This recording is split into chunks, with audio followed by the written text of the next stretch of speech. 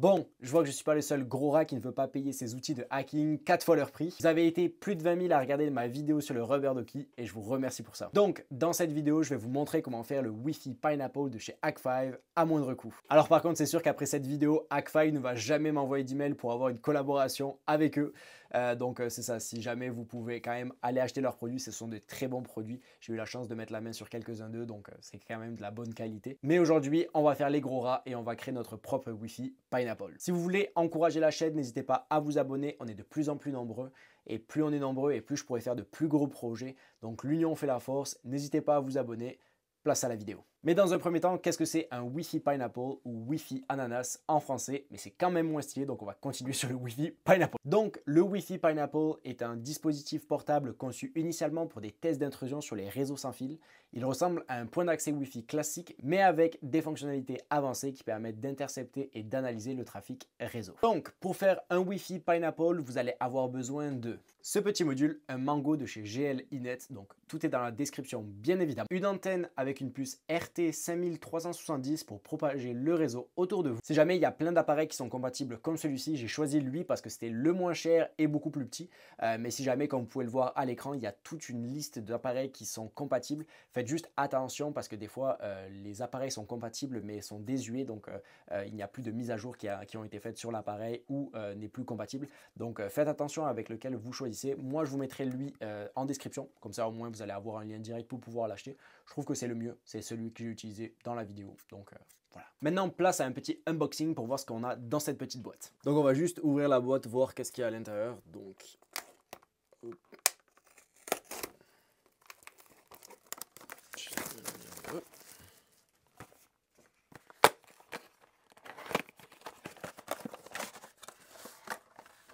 Donc ça vient avec un petit manuel, un petit câble Ethernet, un câble pour recharger l'appareil. Hop, comme vous pouvez le voir. Hop, c'est tout petit comme ça. Donc, et derrière, avec un petit QR code, etc. pour pouvoir le faire. Donc, comme vous pouvez le voir ici, il y a un port USB juste ici, un WAN et un LAN juste ici, et là, un trou pour pouvoir mettre la recharge, donc pour pouvoir recharger l'appareil. Un petit bouton reset, et ça, je ne sais pas du tout à quoi ça sert. Donc voilà, c'était l'ouverture. Voilà. Yeah.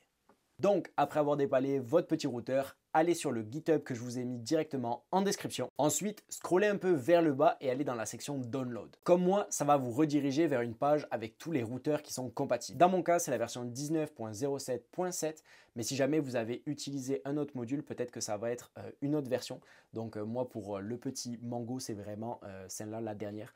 Donc si jamais vous avez acheté le même, utilisez la dernière, donc cette mise à jour, quoi, du coup. Sélectionnez celle-là, quoi. Téléchargez elle, voilà.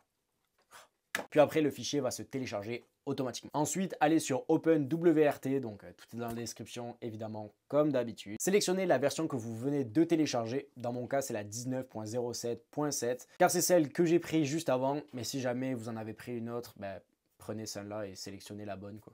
Sinon, ça ne marchera pas. Aussi simple que ça. Puis cliquez sur ce petit bouton pour télécharger le hardware.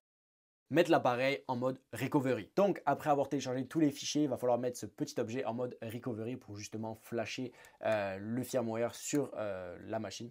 Donc aussi simple que ça. Donc ce que vous allez faire, c'est que vous allez prendre un câble Ethernet, le brancher au Pineapple, puis le brancher directement à votre ordinateur. Puis après, ce que vous allez faire, c'est que vous allez maintenir le bouton reset, puis brancher l'alimentation comme je le fais à l'écran. Et en gros, ça va se mettre en mode recovery. Attendez quelques secondes que la lumière ne flash plus. Et si vous voyez que la lumière continue à flasher, juste refaites la manipulation. Donc normalement, les lumières vont s'arrêter automatiquement. Ensuite, quand cette manipulation est faite, rendez-vous sur votre ordinateur. Allez sur Network Connection comme je le fais moi, donc c'est connexion réseau, je pense, en français. Aussi, n'oubliez pas d'enlever le Wi-Fi si jamais vous l'avez sur votre ordinateur. Donc enlevez votre Wi-Fi, comme ça il n'y aura pas de conflit entre les deux appareils. Ensuite, vous pouvez sélectionner votre appareil. C'est le seul câble Ethernet branché sur votre ordinateur si vous avez bien suivi. Double-cliquez dessus, propriété, puis choisissez IPv4.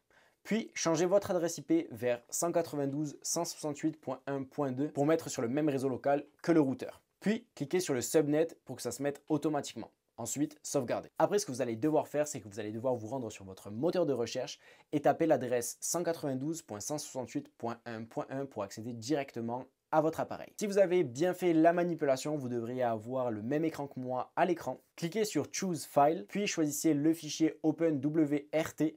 Ne vous trompez pas avec l'autre. Puis, vous avez juste besoin de cliquer sur Open Firmware. Donc, moi, ça a pris environ 3 minutes pour que ça fonctionne. Si jamais la page bug vraiment, donc attendez 3 minutes et attendez que les lumières arrêtent de flasher.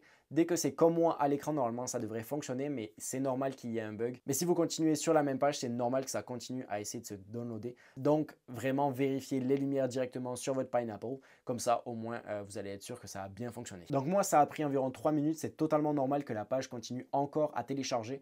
C'est un petit bug. Vous allez voir qu'un petit peu plus tard, il y a aussi un autre bug. Donc, fiez-vous vraiment aux lumières qu'il y a directement sur le Pineapple. Si vous voyez qu'elles arrêtent de flasher, c'est que ça a bien fonctionné. Moi, ça a pris à peu près 3 minutes pour le faire. Donc, attendez un petit peu ce temps. Et si vous voyez que ça continue à flasher, donc ne le touchez pas si vous avez bien compris. Hein. Comme ça, au moins, ça enlèvera pas le flashage. Je sais pas comment on dit. En tout cas, ça n'enlèvera pas le fait que votre ordinateur essaye de flasher votre Pineapple pour mettre le firmware. Donc, dès que les lumières ont arrêté de flasher, vous avez juste besoin de refresh votre page. Vous allez voir qu'il y a une nouvelle page qui va s'afficher dès que vous allez actualiser cette page. Choisissez un mot de passe et cliquez sur Login. N'oubliez pas votre mot de passe parce que je ne sais pas du tout comment réinitialiser un mot de passe là-dessus. Peut-être qu'il va falloir tout refaire. Donc, mettez peut-être un mot de passe simple ou quelque chose que vous allez pouvoir retenir. Ensuite, allez dans Système, puis Backup/Flash Firmware, comme moi à l'écran. Puis en bas de l'écran, sélectionnez Flash Image et sélectionnez l'autre fichier. Donc ça commence par G1, c'est pas l'autre fichier que vous avez déjà utilisé, c'est l'autre.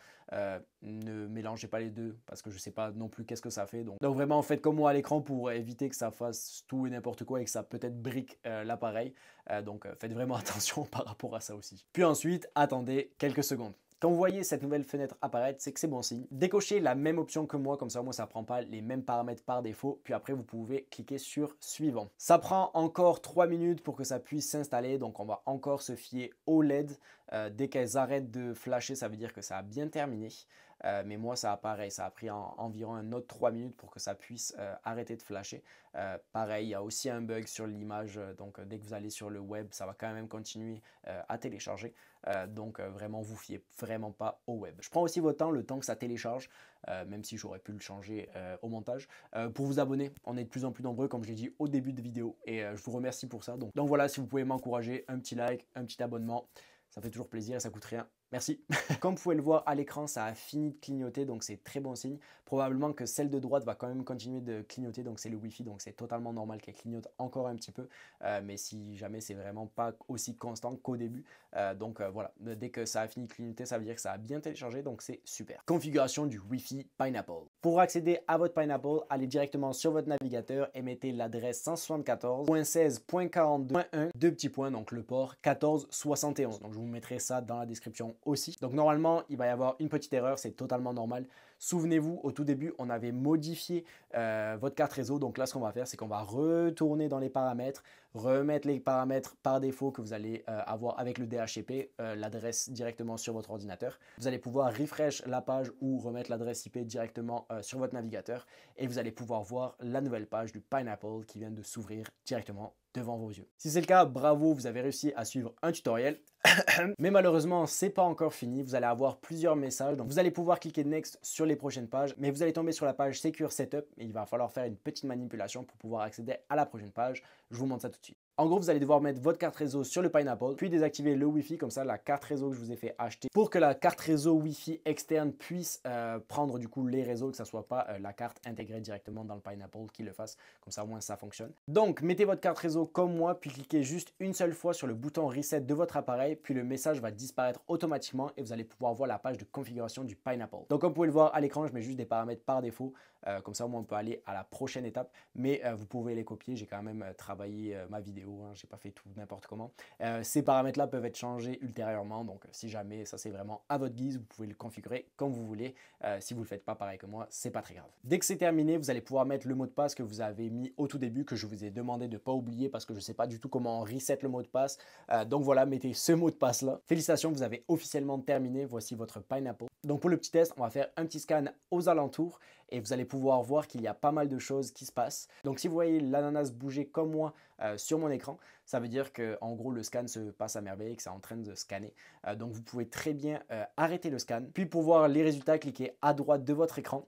Scan et résulte, puis sélectionnez votre scan, puis vous avez juste besoin de cliquer sur l'autre. Ensuite, vous allez voir tous les résultats, donc voilà, c'était juste un petit test pour voir que tout fonctionne bien. Donc voilà, on arrive à la fin. Si ce genre de vidéo vous plaît, n'hésitez pas à me le dire en commentaire, parce que moi au moins, je vois qu'est-ce que vous aimez ou pas. Je vois que vous avez bien aimé la vidéo sur le rubber ducky, donc c'est pour ça que j'ai fait ce genre de vidéo là. Donc n'hésitez pas si jamais en commentaire, si vous voulez aller beaucoup plus loin dans la configuration, peut-être qu'on pourra voir. Après, je vais y aller avec les limites de YouTube parce que bon, je me suis déjà fait strike des vidéos et on va éviter de faire fermer la chaîne.